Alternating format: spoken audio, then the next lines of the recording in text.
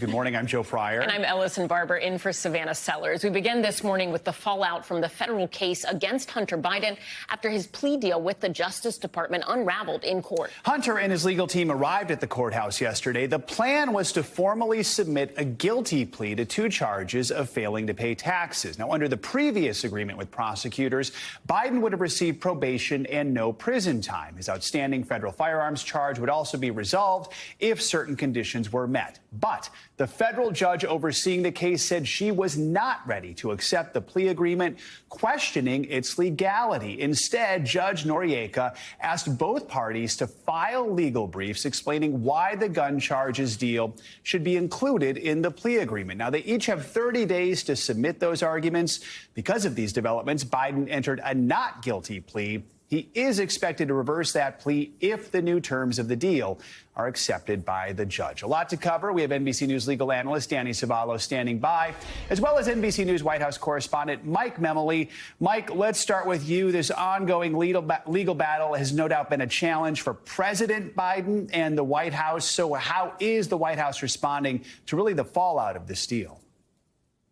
Yeah, Joe, I was outside that courthouse all day yesterday. Quite a dramatic, unexpected series of developments. But as it relates to how the White House is responding, it's really been the status quo. You see White House officials emphasizing the same 2 things over and over again. The first, which is as it relates to the investigation into his son, but also to his potential political rival, Donald Trump. The president is not interfering whatsoever in any of the decisions being made about prosecutions at the Justice Department. There's an absolute firewall to assure the independence of the Justice Department in these probes.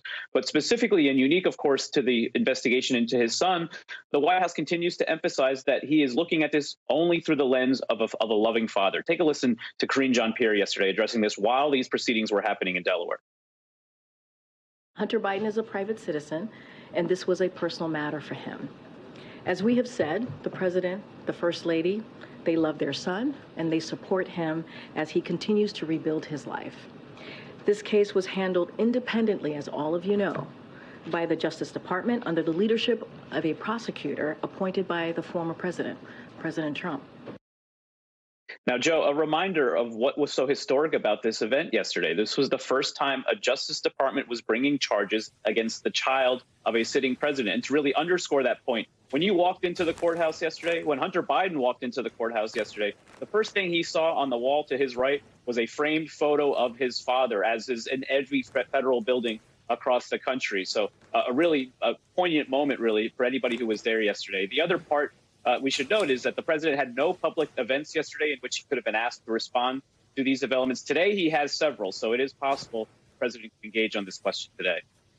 Danny, let's bring you in here and take a closer look at some of the decisions made by this judge. She focused on one crucial question, or seemed to rather, whether or not this deal would prevent Hunter Biden from facing any additional criminal charges, perhaps related to some ongoing investigations in terms of foreign lobbying. There was this moment where you had Hunter Biden's team saying our understanding of this deal is it exempts him from any of the legal woes that he could be facing. Prosecution saying, no, this just has to do with the tax charges and the gun deal, nothing else. So walk us through why you think the judge focused so much on that. She seemed to also have a lot of questions about what her role would be down the road. How did the parties agree on a deal if they didn't agree on the specific terms of the deal and they weren't even aware that they weren't in agreement? I've looked at the language of the pretrial diversion agreement, and I can see where the confusion came from.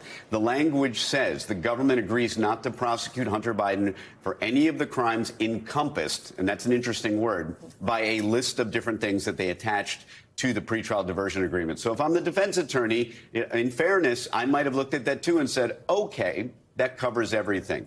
And maybe the government, now I don't think they were being sneaky. I think they just believed that what they put in the language spoke for itself, and that left it open for them to continue investigating. Barbara McQuaid was on last night. She said her office would typically use language, and I'm paraphrasing based on memory, government will not prosecute for all crimes of which it is currently aware. So you can see the language differs a lot. But look, there's an entire body of contract law that is based on people thinking they agreed on something and realizing later on they didn't agree on the actual terms. So the judge also questioned the constitutionality of the separate gun gun deal. Both sides originally agreed to resolve Hunter Biden's federal firearms charge if he carried out the probation sentence for the 2 tax misdemeanors.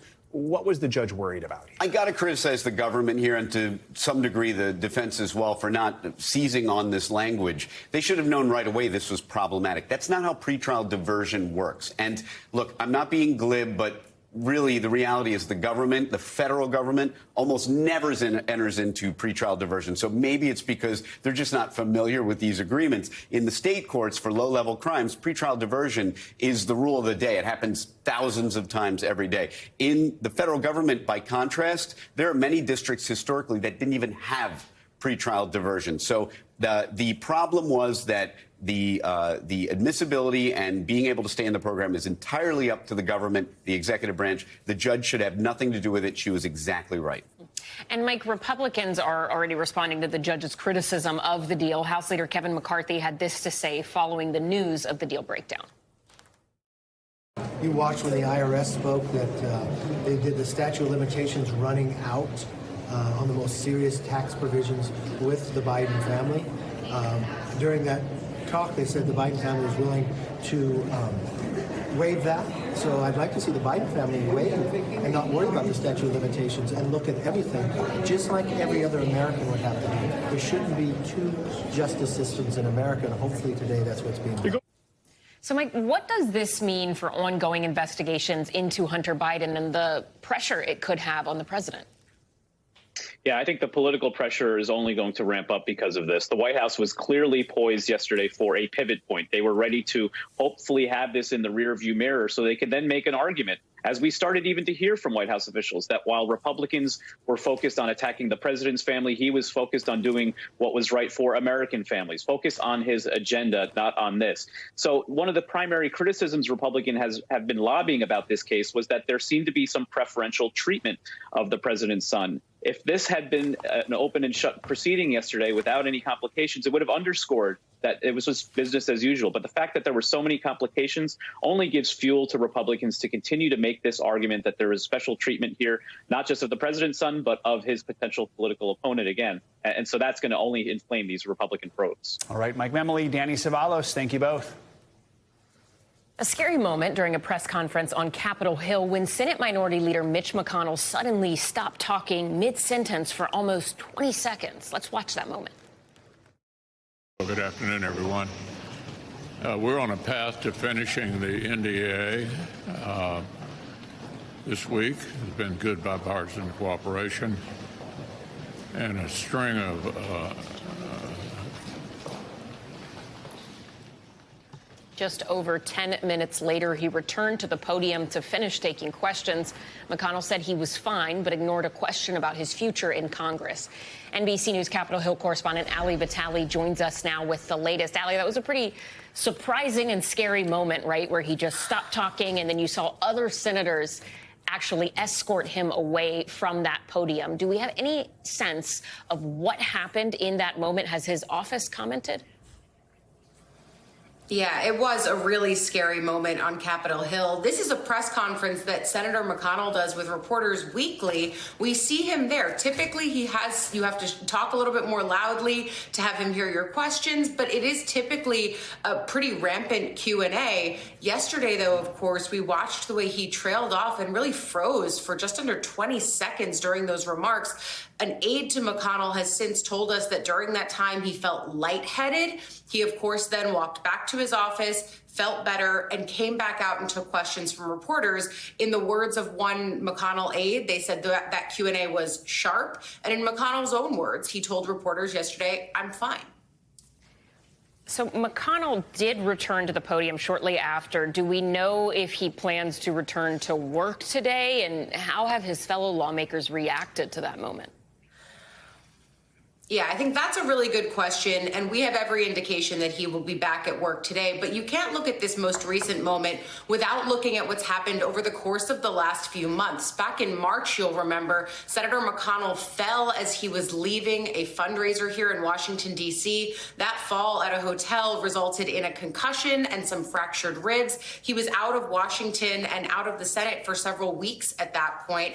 And he is someone who has long struggled with his gait, specifically specifically as a polio survivor. And that's one of the things that we've long known about the senator. But of course, there have been questions privately from some of his colleagues about how he's doing. Nevertheless, in public at least, here's Speaker McCarthy, who met with him yesterday after that incident. Watch.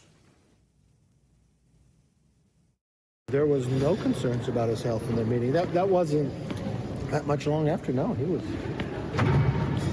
was a normal meeting that we've always had. I think we also have to point out here, as Speaker McCarthy is saying, he felt no qualms about Senator McConnell during that meeting that he had with him yesterday. We should also point out that our team is now reporting that just in the last few weeks, McConnell also fell on a plane as he was traveling recently. Just another thing to add in this string as we're piecing together how the senator's health is doing, specifically after that fall in March. All right, Ali Vitale, thank you. According to a new court filing, Rudy Giuliani has conceded to making false claims about two 2020 Georgia election workers. Giuliani claimed the pair committed fraud during the 2020 presidential election and were passing around USB ports. In reality, they were passing a ginger mint. However, yesterday, a Giuliani spokesperson disputed that the former New York mayor acknowledged his statements were false, saying the court filing is a legal issue, not a factual one, and that Giuliani was only trying to avoid further litigation. Turning to the economy now, as expected, the Federal Reserve has raised interest rates by 1/4 point. The interest rate now stands between 5.25% and 5.5%. That's its highest level in more than 2 decades. But Fed Chair Jerome Powell noted there is still some way to go to bring inflation down to where they want it. We have been seeing the effects of our policy tightening on demand in the most interest rate sensitive sectors of the economy, particularly housing and investments. We remain committed to bringing inflation back to our 2% goal and to keeping longer-term inflation expectations well anchored. Reducing inflation is likely to require a period of below-trend growth and some softening of labor market conditions. For more on this, we're joined by Investopedia's editor-in-chief, Caleb Silver. Caleb, good morning. Okay, so we heard Powell say below-trend growth. Let's interpret that. What does that mean? Does that mean there needs to be some pain in the economy? What's your reaction? Yeah, he's talking about growth being moderate, not modest now, which is an improvement from the last meeting. The 1/4 point hike was expected. They are trying to bring inflation down to 2%. We're at 3%. If you strip out food and gas, we're closer to like 4.8%. So we expected the 1/4 point hike. What we didn't expect was this waffling about what happens next. And he was very, very uncertain about what happens next. He kept saying data dependent. If you had a quarter for every time he said data dependent, you'd be very rich today. How far are we from the ceiling here? I mean, what hurdles are in front of us before we can hit that 2%? Yeah, well, we still have inflation in food and in shelter, so those prices are high. But if you look at the housing market, that's been absolutely frozen. Why? Because as the Fed has raised rates as aggressively as it has since 2001, the 30-year mortgage, most popular mortgage instrument, that's at 7.5% right now. Nobody's buying a house, and anybody that was thinking about selling a house doesn't want to sell and have to go buy a new one at a 7.6% rate. So that's frozen right now. The car loan market is frozen right now, and credit card APRs are 24%. That's an all-time high. So he is stretching the consumer, but we keep spending. If you look at discretionary spending, Taylor Swift concerts, flights, we keep spending, so they're watching that as well. They want to see a little cooling there, believe it or not. So beyond interest rates, is there anything else the Fed can do to try and cool things down? Yeah, they talk about tightening policy. So the Fed has been selling government bonds now for the last year or so. It used to be a buyer of government bonds. When you sell government bonds, you put more supply into the market. That tightens conditions, and also making it a little tougher for banks to loan to one another. That's going to pull back spending by banks, borrowing by consumers and businesses. They'll try that as well, but we'll see what happens at the next meeting in 6 weeks. So for people who are listening this morning and thinking, okay, what does this mean for me and how I plan to pay my bills? What do they need to know? For those that have fixed mortgages, you don't have to worry about it. But if you're thinking about making a big purchase, you're going to want to wait a little longer, at least past the next Fed meeting, to see if any of these interest rates come down. Most people that own a home in this country have a rate that is below 6%, so that housing market's going to stay put. But if you have a floating interest rate on a credit card or a student loan, that could keep rising as the Fed keeps interest rates here or maybe raises them again in the next meeting. All right, Caleb, thank you so much as always. Appreciate it. Thanks, Caleb. A sweltering heat wave impacting millions of Americans this morning. Let's get a check at your morning news now weather. I feel like we've said that before. Joining us now, meteorologist Angie Lastman's here tracking it all. Hey, Angie, good morning. You know what, guys? I think maybe in a couple months we'll be missing this heat when, I don't know, temperatures are falling for the fall and then eventually the winter. So let's just reflect on how warm it is. Now, we do have the heat alert, so there is dangerous heat in place for a lot of places across the country. 143 million people impacted by this heat and under alerts. It includes places like Phoenix, Kansas City, Minneapolis, Indianapolis, and up and down the East Coast, too. Washington, D.C. to New York, Boston, Norfolk, all going to deal with really oppressive and uncomfortable heat throughout the day today and potentially extending into the next couple of days. So here's the afternoon highs that we're expecting. Parts of the Midwest will hit the low 90s. Places like Chicago, the heat index will hit 95 degrees this afternoon. Minneapolis, a lot warmer than that. High 90s for the actual temperature, and then it'll feel like those triple digits. And triple digit feels like temperatures extending into St. Louis, Dallas, Jackson, Birmingham, all these places that have already been dealing with the really uncomfortable conditions.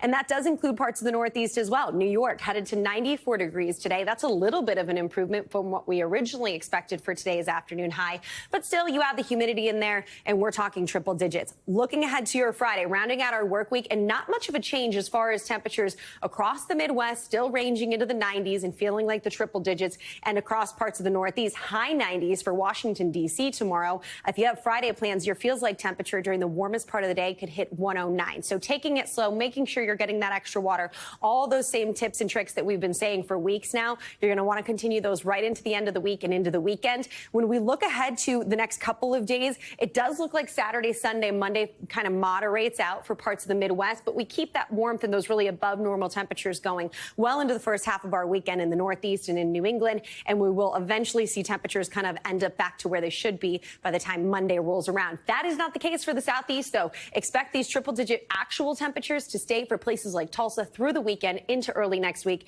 Atlanta, same for you guys. Folks will end up into the high 90s for folks there. So, guys, no relief in sight just yet for parts of the Southeast, and that goes for the Southwest, too, unfortunately. Not looking forward to the next few days. All right. So pack a water bottle and just hang tight for a beat. All right, Angie Lawson, thank you so much. Thanks for watching our YouTube channel. Follow today's top stories and breaking news by downloading the NBC News app.